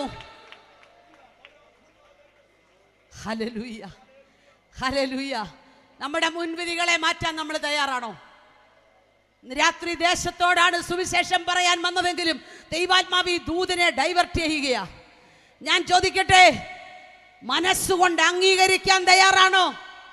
നമ്മുടെ പ്ലാനുകൾ, നമ്മുടെ പദ്ധതികൾക്കനുസരിച്ച് ദൈവസഭ പോകണമെന്ന് നിർബന്ധം പിടിക്കല്ലേ. നമ്മുടെ ചിന്തകൾക്കനുസരിച്ച് ദൈവസഭ പോകണമെന്ന് നിർബന്ധം പിടിക്കല്ലേ. കാട്ടുപ്രാക്കൾ സംഘമെല്ലാം വീരുന്നുശാല തന്നിൽ.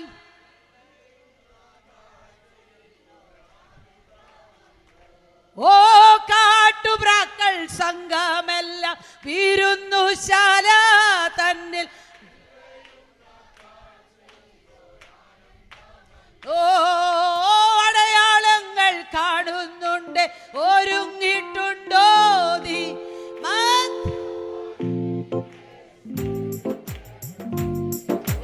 അടയാളങ്ങൾ കാണുന്നുണ്ട്, ഒരുങ്ങിയിട്ടുണ്ടോ നീ? അടയാളങ്ങൾ കാണുന്നുണ്ട്, ഒരുങ്ങിയിട്ടുണ്ടോ നീ? മധ്യവാനിൽ യേശു വെളിപ്പെടുമേ, മധ്യവാനിൽ യേശു വെളിപ്പെടുമേ. കാഹളനാദം നീ കേൾക്കും മുൻപേ, കാഹളനാദം നീ കേൾക്കും മുൻപേ, പത്രങ്ങളിൽ വേഗം നിറച്ചു കൊള്ളേണമേ. മങ്ങുന്ന വിളക്കുകൾ തെളിയിക്കുക, മങ്ങുന്ന വിളക്കുകൾ തെളിയിക്കുക. രാത്രി ദൈവാത്മാവനോട് പറയാം, നമ്മൾ ആ പാട്ടുപാടിയോടുവിൽ ആരാധിക്കും.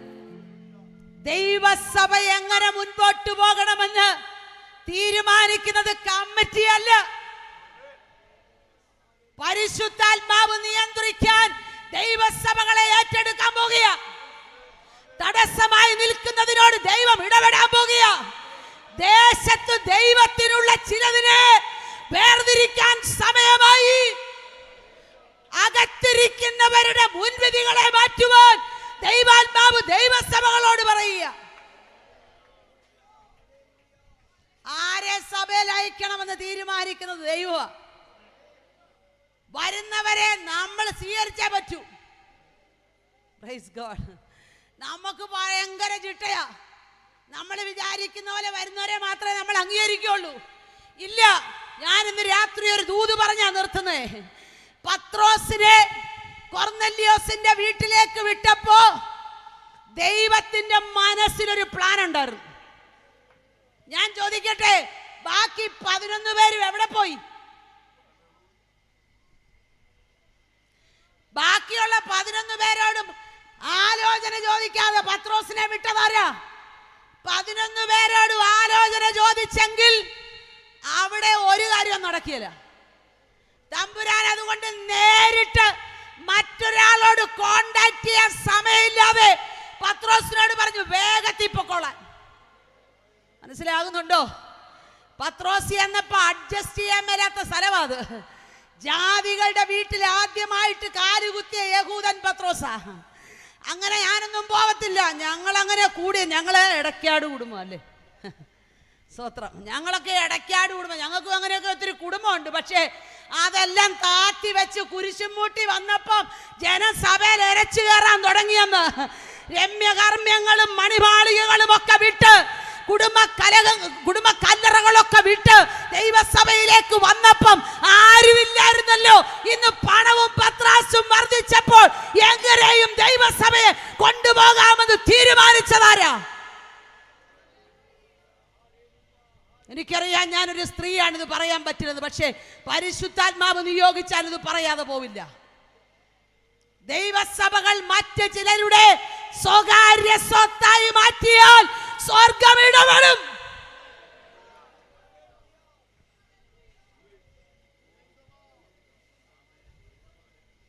സ്വന്തം പുത്രനെ ആദരിക്കാതെ നമുക്ക് വേണ്ടി നൽകി തന്ന ആ ദൈവ സ്നേഹത്തിന്റെ മുൻപിൽ പത്രാസും പദവിയും ഒക്കെ വിട്. നമ്മുടെ മാന്യതയ്ക്ക് ചേരുന്നവരെ മാത്രം ചേർത്ത് ദൈവസഭ കെട്ടിപ്പടുക്കാമെന്ന് ചിന്തിക്കല്ലേ. ഭക്തന്മാർ അതുകൊണ്ടാ പാടിയ കാട്ടുപ്രാക്കൾ സംഘമെല്ലാം വിരുന്നുശാല തന്നിൽ നിറയുന്ന കാഴ്ച. അതെ, ഞാൻ വിശ്വസിക്കുന്നു ദൈവസഭകളുടെ മുഖച്ഛായ ദൈവം മാറ്റാൻ പോവാ. അഭിഷിക്തന്മാരെയൊക്കെ ദൈവം അങ്ങ് എടുത്ത് ഉപയോഗിക്കാൻ പോകുകയാ. നമ്മുടെ ഫ്രെയിം ഒക്കെ ഒന്ന് തല്ലിപ്പൊട്ടിച്ച് കളഞ്ഞിട്ട് തമ്പുരാന്റെ ഫ്രെയിമിലേക്ക് ഇറങ്ങാൻ തീരുമാനിച്ചോ? യെസ്, ദൈവം ചിലതിനെ സഭയുടെ വാതുക്ക കൊണ്ട് നിർത്തിയിരിക്കുക. ഞാൻ ഒരു കാര്യം പറയട്ടെ, ഈ ഒറ്റാലിന്റെ വാതുക്ക നീർക്കോലി കിടക്കുന്ന പോലെ ചിലതിങ്ങനെ കിടക്കുക വർഷങ്ങളായിട്ട്. ഞങ്ങളുടെ സഭ അത് വിട്ട് ദൈവസഭ നിരപ്പായി ദൈവകൃപയിൽ താഴ്ന്നിരിക്കാമെങ്കിൽ ഈ ദിവസങ്ങളിൽ ദേശത്തുനിന്ന് ചിലതിനെ, യെസ്, അത്ര സന്തോഷമുള്ള ദൂതല്ലെന്നറിയാം, പക്ഷെ ദൈവാത്മാവി ദേശത്തോട് പറയാൻ പറയുക, ദൈവസഭകൾ നിറയണമെന്ന് ആഗ്രഹമുണ്ടോ? അതോ നട്ടപ്പെടും ഒരു കൊട്ട പറിച്ചപ്പെടും ഒരു കൊട്ട അതിനാണോ? അല്ല, സഭകൾ വളരട്ടെ.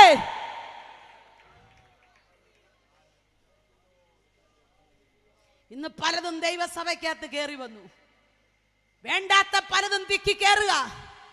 എന്തുകൊണ്ടാണെന്നറിയാമോ? നമ്മുടെ അകത്ത് പണം വർദ്ധിച്ചു. പിതാക്കന്മാരെ ഭക്ഷണത്തിന്റെ മുമ്പിൽ നിറക്കി വെട്ടപ്പോൾ അവർ കോടതികളിൽ പറഞ്ഞില്ല. അവർ മുട്ടുമേൽ നിന്ന് പ്രാർത്ഥനാ മുറികളിൽ കരഞ്ഞപ്പോ തലമുറകൾ വരിക, കെട്ടിടങ്ങളൊക്കെ പണിതു, ഇഷ്ടം പോലെ സൗകര്യങ്ങളും നന്മകളും ലഭിച്ചു. പക്ഷേ ദൈവകൃപ ചോർന്നു പോയത് അറിഞ്ഞില്ല. രാത്രി ഞാൻ ദൈവാത്മാവിൽ പറയുക, ദൈവസഭയെ മടങ്ങി വരിക. ദേശത്ത് ദൈവസഭയുടെ മഹത്വം ദൈവം ഉയർത്താൻ പോകുക. സഭകൾക്കകത്ത് ആത്മാക്കളെ കൊണ്ട് നിറയ്ക്കാൻ പോകുക. പാപത്തിൽ കിടക്കുന്ന ചിലത് യജമാനന്മാരെ രക്ഷ പ്രാപിപ്പാൻ എന്ത് ചെയ്യണമെന്ന് ചോദിച്ച് വരാൻ കാത്തിരിക്കുന്നു. ഞാൻ അതിന് തടസ്സമാകരുത് എന്ന് ഓരോ വിശ്വാസിയും പ്രാർത്ഥിക്കട്ടെ. പറഞ്ഞു തീർത്തട്ടെ. പത്രോസ് അപ്പോസ്തലൻ ചെന്നു. കൊർന്നല്യോസിന്റെ വീട്ടിലേക്ക് ചെന്നപ്പോ ജാതികളുടെ കൂട്ടം കാത്തിരിക്കുക പ്രസംഗം കേൾക്കാൻ. പത്രോസ് വലിയ പ്രോഗ്രാം ഷീറ്റുമായിട്ടാ പോയത്. പത്രോസിന്റെ ഷീറ്റിനകത്ത് പ്രോഗ്രാം ഉണ്ട്. എന്താ പ്രോഗ്രാം? മാനസാന്തരം, സ്നാനം, പരിശുദ്ധാത്മ നിറവ്, അങ്ങനെ 7 കൂട്ടം കാര്യങ്ങൾ. ഈ പ്രോഗ്രാം ഷീറ്റും കൊണ്ട് പത്രോസ് അങ്ങോട്ട് ചെന്നപ്പോൾ തമ്പുരാൻ പറഞ്ഞു, നിന്റെ പ്രോഗ്രാം ഷീറ്റ് എനിക്ക് വേണ്ട. അമ്മയും പറയാൻ വിഷമ. ഹല്ലേലൂയ. നിന്റെ പ്രോഗ്രാം ഷീറ്റ് എനിക്ക് വേണ്ട, ഞാൻ വലിച്ചു കീറാൻ പോവാ. നീ പറഞ്ഞു മാനസാന്തരം കഴിഞ്ഞ് സ്നാനപ്പെട്ടാലേ ആത്മനിറവ് പ്രാപിക്കുള്ളൂ, പരിശുദ്ധാത്മാവ് വരുവുള്ളെന്ന്. എന്നാൽ നീ കണ്ടോ, മാനസാന്തരപ്പെട്ടവരുടെ മേൽ ആത്മനിറവിനെ അയക്കാൻ പോവാ. അത് കഴിഞ്ഞ സ്നാനം പ്രോഗ്രാം ഷീറ്റ് അങ്ങ് വലിച്ചു കീറി. ഇന്ന് രാത്രി ചിലരുടെയൊക്കെ പ്രോഗ്രാം ഷീറ്റ് ദൈവം വലിച്ചു കീറും. എന്തിനാണെന്നറിയാമോ? ഒരു യോഗ്യതയുമില്ലാത്ത ചിലതിനെ ദൈവസഭയ്ക്കകത്ത് കൊണ്ടുവരാൻ സമയമായി. കർത്താവെ വേഗം മരണേന്ന് പ്രാർത്ഥിക്കുന്നതല്ലാതെ അപ്പുറത്തെ വീട്ടിലെ അവറാച്ചൻ മരണേന്ന് പ്രാർത്ഥിക്കുന്നില്ല. അവറാച്ചനോട് സുവിശേഷം പറയാൻ നേരെയില്ല. ഞാൻ പോകുന്നിടത്ത് റോസമ്മ വരില്ലെന്നാ നമ്മുടെ ആഗ്രഹം. ഭയങ്കര പ്രാർത്ഥനയും ഉപവാസം. ഇതിനകത്തുള്ളവരല്ലാതെ ആരും അകത്തോട്ട് കയറുന്നില്ല. വാതുക്കൽ ഇങ്ങനെ കിടക്കുകയല്ലേ. ഞാൻ, എൻ്റെ കുടുംബം, എൻ്റെ സഭ, തീർന്നു. ഇന്ന് രാത്രി ഇടയ്ക്കാട് കുടുംബയോഗത്തിൽ ഈ ദേശത്തുള്ള ദൈവസഭകളോടുള്ള ദൈവത്തിന്റെ ദൂത് ഞാൻ പറയുക. പരിശുദ്ധാത്മ നിറവിൽ മറ്റുള്ള വ്യത്യാസങ്ങളെ മാറ്റിവെച്ച്, നമ്മുടെ മനസ്സിന്റെ പ്ലാനുകളെ മാറ്റിവെച്ച് പ്രാർത്ഥിക്കാൻ ദൈവസഭകൾ മുട്ടുമടക്കട്ടെ. ദൈവസഭകൾ ഉണരട്ടെ. ചിലത് അകത്തു വരട്ടെ. യേശുവിന്റെ നാമത്തിൽ അത് സംഭവിക്കട്ടെ. അടുത്ത വർഷം കർത്താവിന്റെ വരവ് താമസമെങ്കിൽ ഈ സുവിശേഷ യോഗം നടക്കുമ്പോൾ ചിലർ ദൈവസഭകളിൽ വന്നു എന്നുള്ള സാക്ഷ്യം കേൾക്കാനിടയാകട്ടെ. ഹല്ലേലൂയ. മുൻവിധികളെ മാറ്റി ഒന്ന് ഇടപെടാൻ പറ്റണം. നമ്മുടെ വലിപ്പ ചെറുപ്പങ്ങളൊക്കെ ഒന്ന് മാറ്റിവെച്ച് ഇടപെടാൻ തയ്യാറാകണം. സമൂഹത്തിന്റെ താഴെക്കിടയിലുള്ള ചിലരോടും ഇടപെടാൻ മനസ്സുണ്ടോ? യേശു വന്നിട്ട് ഉന്നതന്മാരെ മാത്രം തിരക്കി പോയില്ല. നിക്കോദീമോസ് രാത്രിയിലാ കാണാൻ വന്നേ. നിർത്തുക. നിക്കോദീമോസ് രാത്രി കാണാൻ വന്നപ്പോ നീ ദൈവത്തിന്റെ അടുക്കെന്ന് വന്നതാന്ന് പറഞ്ഞപ്പോ, ഗ്ലോറി, ശരിയാ, നിനക്ക് സത്യം മനസ്സിലായല്ലോ എന്ന് പറഞ്ഞ് അവനെ പോളിഷ് ചെയ്ത് വിട്ടില്ല. നിങ്ങൾക്കറിയാമോ, ചില ദിവസങ്ങൾ കഴിയുമ്പോൾ, ചില വർഷങ്ങൾ കഴിയുമ്പോൾ എൻ്റെ ശവശരീരത്തിൽ പൂശേണ്ടതിനുള്ള ഏറ്റവും വില കൂടിയ സുഗന്ധവർഗം കൊണ്ടു കൊടുക്കുന്നവനായി ഇവൻ. അതറിയാവുന്ന അഗ്നിജ്വാലയ്ക്കൊത്ത കണ്ണുള്ളവൻ്റെ അടുക്കലായി ഇവൻ വന്നേ. പക്ഷേ അവനോട് പറഞ്ഞ ദൂതിൻ്റെ അർത്ഥം, നീ അതൊക്കെ കൊണ്ട് കൊടുക്കുമായിരിക്കും, പക്ഷേ നീ വീണ്ടും ജനിച്ചില്ലെങ്കിൽ നിന്റെ കാര്യം പോക്കാ. നീ കൊടുക്കുന്ന നന്മകളുടെ വലിപ്പമനുസരിച്ച് സ്വർഗരാജ്യത്തിന്റെ വാതിൽ തുറക്കുമെന്ന് കപടമായി ചിന്തിക്കല്ലേ. കൊടുക്കുന്ന ഡോളറിന്റെ അടിസ്ഥാനത്തിൽ തുറക്കപ്പെടുന്നതല്ല സ്വർഗം. ഈ രാത്രി സുവിശേഷ യോഗം ശ്രദ്ധിക്കുന്ന പുറത്തുള്ളവരോട് ഞാൻ പറയാം, ജീവകാരുണ്യ പ്രവൃത്തികൾക്ക് വേണ്ടി കോടിക്കണക്കിന് രൂപ മാറ്റിവെച്ച് കൊടുക്കുന്നത് നല്ലതാ. പക്ഷേ നിങ്ങൾ സ്വർഗത്തിലെത്തണമെങ്കിൽ വീണ്ടും ജനിക്കണം. രാത്രി ദേശത്ത് ചിലർ വീണ്ടും ജനനത്തിന് വേണ്ടി ഒരുങ്ങുവാൻ ഞങ്ങൾ ആത്മാവിൽ പ്രാർത്ഥിക്കുന്നു. ഞാൻ വിശ്വസിക്കുന്നു ഈ യോഗത്തിൽ ദൈവാത്മാവ് ഇടപെടാൻ പോകുക. നമ്മൾ ഒരുമിച്ച് എഴുന്നേറ്റ് നിന്നൊരു പാട്ട് പാടി ആരാധിക്കാൻ പോകുക. ഇവിടെ പാടിയ പാട്ട് അടയാളങ്ങൾ കാണുന്നുണ്ടേ, ഒരുങ്ങിയിട്ടുണ്ടോ? മധ്യവാനിൽ യേശു വെളിപ്പെടാൻ കാലമായി. പ്രിയമുള്ളവരെ, ഈ രാത്രി ഞാൻ ഒരു കാര്യം കൂടെ പറഞ്ഞു നിർത്തട്ടെ. ഈ ആരാധനയുടെ നടുവിൽ ചില രോഗസൗഖ്യങ്ങൾ ഇവിടെ നടക്കും. ഇതുവരെ നടക്കാത്ത ചില ദൈവിക പദ്ധതികൾ നടക്കും. ഭാവി തടയപ്പെട്ട ചില തലമുറകളുടെ വഴി രാത്രി തുറക്കാൻ പോവാ. കൊട്ടി അടയ്ക്കപ്പെട്ട ചില വാതിലുകൾ ഈ രാത്രി യേശുവിന്റെ നാമത്തിൽ തുറക്കപ്പെടട്ടെ. യേശുവിന്റെ